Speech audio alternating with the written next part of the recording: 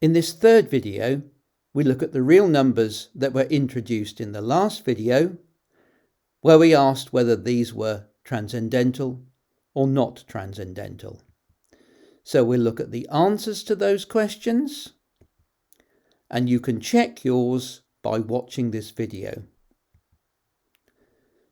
So for question 1, we asked about this infinite series as to whether it was transcendental or not transcendental, so whether it was the solution of a polynomial equation with rational coefficients, which meant it would be not transcendental, and it may or may not be irrational, or whether it was transcendental, so it was not the solution of a polynomial equation with rational coefficients, which means it would have to be irrational.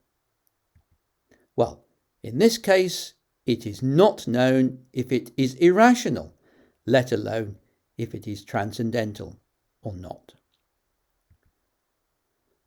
For this infinite series and the two that are related to it as shown, in this case, these are irrational, but not known if they are transcendental or not. For these 4 infinite series, with n being 5, 7, 9 or 11, at least one of them is irrational,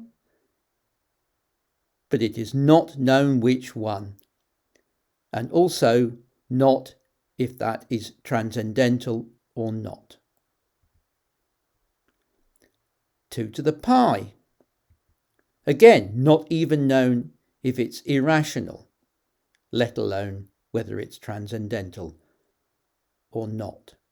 So in this case, it hasn't been shown whether 2 to the pi is the ratio of 2 integers or not, and if it's not, whether it is algebraic, i.e. the solution of a polynomial equation with rational coefficients, or not, if it's not the solution of a polynomial equation with rational coefficients, then it's definitely transcendental. None of those things are known. This one, it's also not known if it's irrational and whether it is transcendental or not. The ratio of these 2 transcendental numbers, each of which are as shown, it's also not known if it's irrational, let alone whether it's transcendental or not. Natural logarithm of pi. Neither of these things are known. However, log 2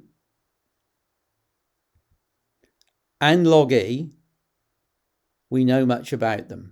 Log 2 in particular is known to be transcendental and hence irrational. Log e, well, by definition of the natural logarithm, that's 1.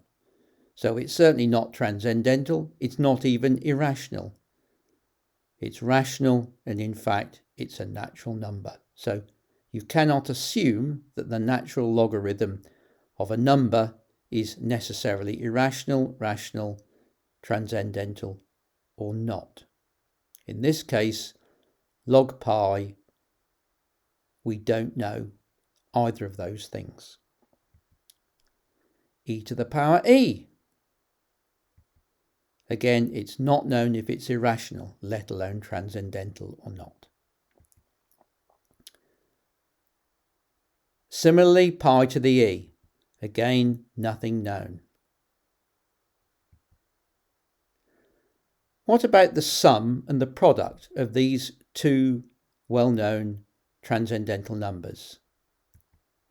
Well, it is known that at least one of them is transcendental, which means at least one is irrational, but it's not known which one. So to find out more information and other properties of interesting real numbers, watch the next video.